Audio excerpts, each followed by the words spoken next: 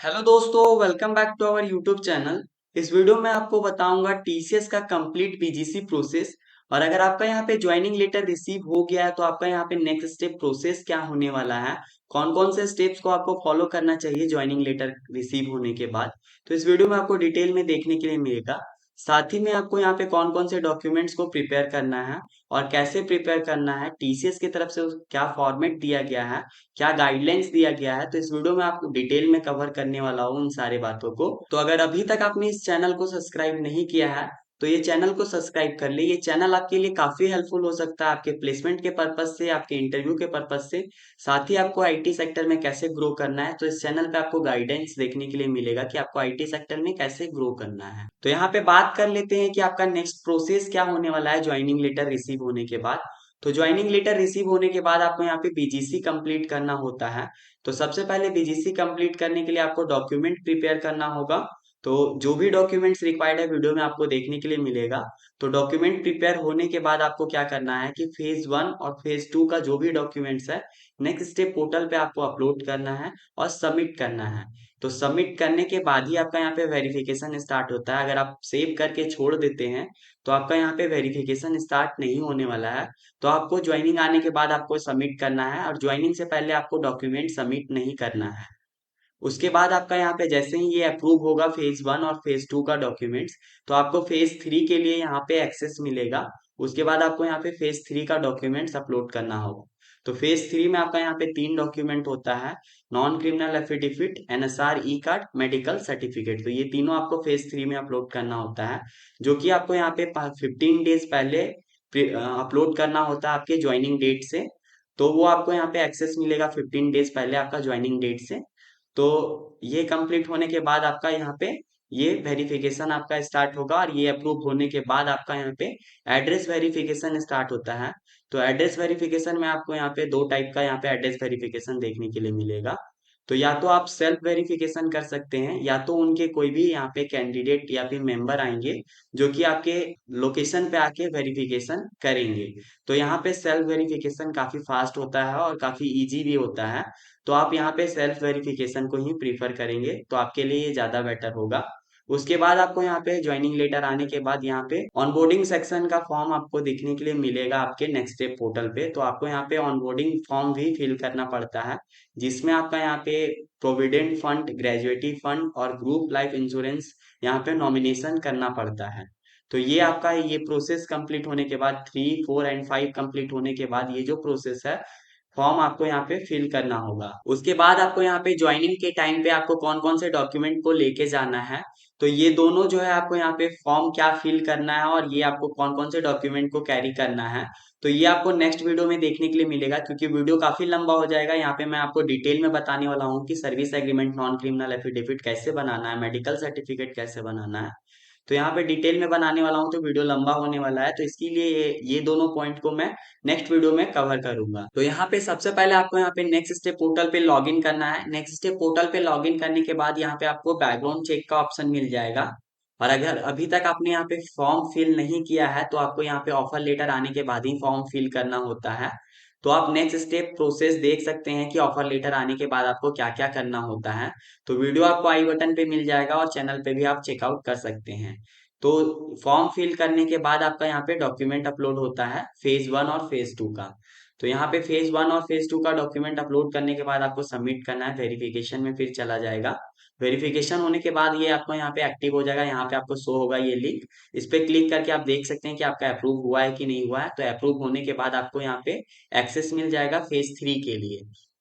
तो ये सारे डॉक्यूमेंट जो आपका यहाँ पे रिक्वायर्ड है यहाँ पे बीजीसी के लिए, तो ये सारे डॉक्यूमेंट्स आपको प्रिपेयर करना है। अगर आपके पास बर्थ सर्टिफिकेट नहीं है तो यहाँ पे आप 10th का मार्कशीट डाल सकते हैं। ये 10th का मार्कशीट यहाँ पे वैलिड है, आपको बर्थ सर्टिफिकेट नहीं है तब। तो अब हम लोग यहाँ पे देख लेते हैं कि फेज 1, फेज 2 और फेज 3 में कौन कौन से डॉक्यूमेंट्स रिक्वायर्ड होते हैं। तो फेज 1 में आपको यहाँ पे 10th, 12th और अगर आपने डिप्लोमा कर रखा है तो डिप्लोमा का सर्टिफिकेट चाहिए, बर्थ सर्टिफिकेट चाहिए। अगर बर्थ सर्टिफिकेट नहीं है तो आपको यहाँ पे 10th का मार्कशीट चल जाएगा। उसके साथ आपका यहाँ पे अगर गैप ईयर है या फिर कोई और एफिडेविट आपको यहाँ पे मांगा गया है तो यहाँ पे आपको गैप एफिडेविट या फिर जो भी एफिडेविट होगा वो भी अपलोड करना है फर्स्ट फेज में। साथ में आपको यहाँ पे आईडी प्रूफ में आपको यहाँ पे पैन कार्ड, आधार, पासपोर्ट, ये तीनों अपलोड होता है, तीनों मैंडेटरी होता है। एड्रेस प्रूफ में आप यहाँ पे ड्राइविंग लाइसेंस या फिर पैन कार्ड, आधार कार्ड या पासपोर्ट या फिर वोटर आईडी अपलोड कर सकते हैं। अगर आपका यहाँ पे एक्सपीरियंस है तो यहाँ पे आप एक्सपीरियंस लेटर या फिर अपना रेजिग्नेशन लेटर यहाँ पे अपलोड कर सकते हैं। अगर आपने पिछले कंपनी के साथ यहाँ पे बाउंड साइन किया था तभी यहाँ पे आपको रेजिग्नेशन लेटर या फिर एक्सपीरियंस लेटर अपलोड करने का नीड है, तभी आपको यहाँ पे टीचर्स को बताने का नीड है। अदरवाइज नहीं भी बताते हैं तो कोई दिक्कत नहीं होने वाला है। अगर आपने बाउंड साइन कर रखा है तो आपको यहाँ पे एक्सपीरियंस लेटर और आपका यहाँ पे रेजिग्नेशन लेटर भी यहाँ पे अपलोड करने का नीड होता है। उसके बाद यहाँ पे आपका सेकेंड फेज में जो आपका हाईएस्ट डिग्री क्वालिफिकेशन है, यानी आपने ग्रेजुएशन कर रखा है, बीएससी, बीसीए, बीटेक जो भी कर रखा है, तो यहाँ पे फाइनल ईयर का यहाँ पे मार्कशीट यहाँ पे चाहिए होता है, या फिर फाइनल सेमेस्टर का मार्कशीट। अगर फाइनल सेमेस्टर का मार्कशीट नहीं है तो एटलीस्ट आपका ज्वाइनिंग के लिए वेब कॉपी चाहिए। तो वेब कॉपी आपका यहाँ पे फाइनल सेमेस्टर का यहाँ पे होगा तभी आप ज्वाइनिंग कर पाएंगे, अदरवाइज नहीं कर पाएंगे। साथ ही आपका यहाँ पे कोर्स कंप्लीशन सर्टिफिकेट भी रिक्वायर्ड होता है, या फिर आपका यहाँ पे प्रोविजनल सर्टिफिकेट रिक्वायर्ड होता है। अगर प्रोविजनल सर्टिफिकेट नहीं है या फिर कोर्स कंप्लीशन सर्टिफिकेट नहीं है तो आपको यहाँ पे बोनाफाइड बनवाना पड़ेगा अपने यूनिवर्सिटी से। यूनिवर्सिटी में अपने कंट्रोलर या फिर आपके रजिस्ट्रार से साइन होना चाहिए। उसमें आपका यहाँ पे नाम, आपका exam roll number, registration number, साथ ही आपने कितना आपका परसेंटेज है, सीजीपीए है, ये सारे कुछ मेंशन होना चाहिए बोनाफाइड में। तो वो फॉर्मेट टीसीएस वाले आपको मेल के थ्रू बताते हैं, तो आप मेल चेकआउट कर सकते हैं अगर आपका ज्वाइनिंग रिसीव हुआ है तो वो बोनाफाइड आपको यहाँ पे बनाना है तभी आपका यहाँ पे ज्वाइनिंग हो पाए। उसके बाद आपको यहाँ पे अगर सेकंड सेट ऑफ डॉक्यूमेंट अगर ये दोनों में से कुछ भी नहीं है तो आपका अगर पेंडिंग है तो ये बाद में भी आपका यहाँ पे अपलोड करने का ऑप्शन रहता है। उसके बाद आपको यहाँ पे थर्ड फेज डॉक्यूमेंट आपका यहाँ पे 15 डेज पहले ही ओपन होता है डेट ऑफ ज्वाइनिंग से। तो यहाँ पे आपको नॉन क्रिमिनल एफिडेविट, मेडिकल और एनएसआर ई कार्ड, तो एनएसआर ई कार्ड के लिए पहले ही वीडियो बना हुआ है, एक दिन में बन जाता है एनएसआर ई कार्ड, आप वीडियो चेकआउट कर सकते हैं। अगर आपका यहाँ पे केवाईसी रिजेक्ट होता है तो आपको मॉडिफाई करना है, और कोई इशू होता है तो एनएसआर हेल्पलाइन पे आप यहाँ पे कॉल कर सकते हैं। एक दिन में आपका यहाँ पे फिर आईटी पिन जनरेट हो जाएगा। अभी हम लोग बात करेंगे सर्विस एग्रीमेंट के ऊपर, मेडिकल सर्टिफिकेट के ऊपर और नॉन क्रिमिनल एफिडेविट के ऊपर। तो ये तीनों डॉक्यूमेंट्स हम लोग को कैसे बनाना है, कैसे प्रिपेयर करना है, तो इसके ऊपर हम लोग अभी बात करेंगे। तो सबसे पहले यहाँ पे हम लोग देख लेते हैं सर्विस एग्रीमेंट और नॉन क्रिमिनल एफिडेविट। तो सर्विस एग्रीमेंट में यहाँ पे आपको सबसे पहले यहाँ पे 100 रुपीज का ई स्टैम्प यहाँ पे आपको प्रिपेयर करना पड़ता है। तो ये जो 100 रुपीज का ई स्टैम्प आप प्रिपेयर करवाएंगे उसका ये फॉर्मेट होने वाला है। तो यहाँ पे आपका जो फर्स्ट पार्टी नेम होगा यहाँ पे सर्विस एग्रीमेंट के लिए, वहां पे आपका यहाँ पे टीसीएस होने वाला है, और सेकेंड पार्टी में आपका यहाँ पे आपका नाम होने वाला है, जो भी आप यहाँ पे ज्वाइन कर रहे हैं उसका नाम होने वाला है। स्टैम्प ड्यूटी पेड बाय आपका नाम होगा, उसके बाद आपका यहाँ जो भी डिस्ट्रिक्ट होगा वो डिस्ट्रिक्ट का नाम होना चाहिए। बाकी यहाँ पे आपका नॉन क्रिमिनल के लिए यहाँ पे आपका पर्पस में एफिडेविट होगा, और यहाँ पे आपका पर्पस ऑफ स्टैम्प ड्यूटी में आपका यहाँ पे सर्विस एग्रीमेंट होगा। उसके बाद यहाँ पे आपका फर्स्ट पार्टी नेम में यहाँ पे आपका नाम होगा, सेकंड पार्टी नेम में या तो टीसीएस होगा या तो एज एप्लीकेबल आप कर सकते हैं, इससे कोई दिक्कत नहीं होगा। तो ये आपका यहाँ पे फॉर्मेट होने वाला है। ये आपका यहाँ पे ई स्टैम्प जो है ऑनलाइन निकलता है, तो ये आपको कोर्ट से बनवाना होता है, कोर्ट में ही ये बनता है। तो कोर्ट के बाहर आपको काफी साइबर कैफे मिल जाएंगे जो कि ये स्टैम्प आपको बना के देंगे। उसके बाद आपको यहाँ पे एडवोकेट के पास जाना है। एडवोकेट के पास जाने के बाद आपको यहाँ पे टीसीएस की तरफ से जो फॉर्मेट प्रोवाइड किया गया होगा, आपके ईमेल में आया होगा, सर्विस एग्रीमेंट का भी फॉर्मेट और यहाँ पे नॉन क्रिमिनल का भी फॉर्मेट, आगे मैं आपको दिखाऊंगा भी और बताऊंगा भी कि क्या करना है। तो यहाँ पे आपका सर्विस एग्रीमेंट का जो यहाँ पे फॉर्मेट दिया हुआ है, उसमें आपको करना क्या है कि हर एक पेज यहाँ पे नोटराइज होना चाहिए, साथ ही आपका यहाँ पे सिग्नेचर होना चाहिए नोटराइज में।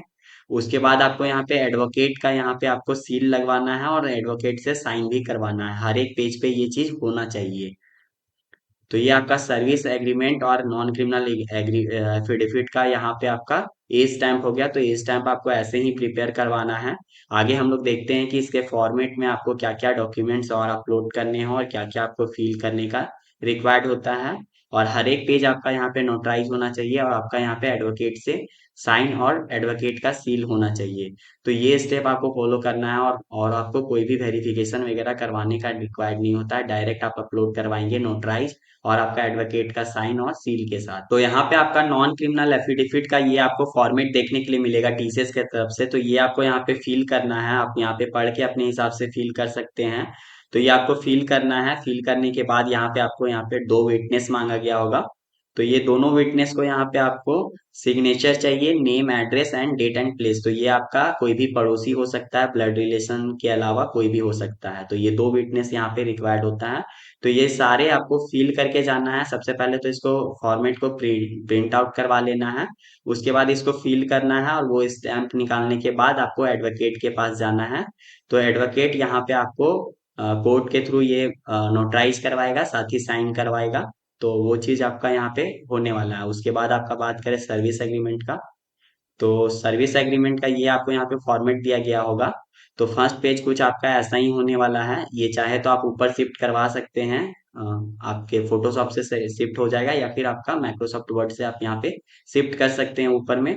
यहाँ पे हर एक पेज में आपका साइन चाहिए सर्विस एग्रीमेंट में। और यहाँ पे सिक्योरिटी का भी आपका यहाँ पे हर एक पेज में साइन चाहिए। उसके बाद आपको यहाँ पे जो जो डिटेल्स मांगे गए हैं वो आपको फिल करना है। यहाँ पे आपका डेट ऑफ ज्वाइनिंग वगैरह जो भी चीज मांगा गया है वो सब कुछ आपको यहाँ पे फिल करना है। और हर एक पेज पे आपका यहाँ पे सिक्योरिटी का साइन, सिग्नेचर, एडवोकेट का सील, सिग्नेचर, और यहाँ पे हर एक पेज नोटराइज होना चाहिए, सर्विस एग्रीमेंट और नॉन क्रिमिनल। तो अब बात करते हैं यहाँ पे, सबसे पहले आ जाते हैं लास्ट पेज में सिक्योरिटी के बारे में। तो सिक्योरिटी आपका यहाँ पे कोई भी हो सकता है आपका रिलेटिव में, जो कि अगर आप इस बाउंड को अगर फॉलो नहीं करते हैं, आप टीसीएस के साथ यहाँ पे बाउंड साइन कर रहे हैं 1 ईयर का, 12th मंथ का आप यहाँ पे बाउंड साइन कर रहे हैं, अगर उससे पहले आप छोड़ देते हैं तो आपको यहाँ पे 50,000 पे करना पड़ता है। तो अगर आपके पास पैसा नहीं है, आप नहीं पे कर सकते हैं, तो आपके जगह पे कौन पे करेगा? तो टीसीएस को सिक्योरिटी चाहिए कि कौन पे करेगा।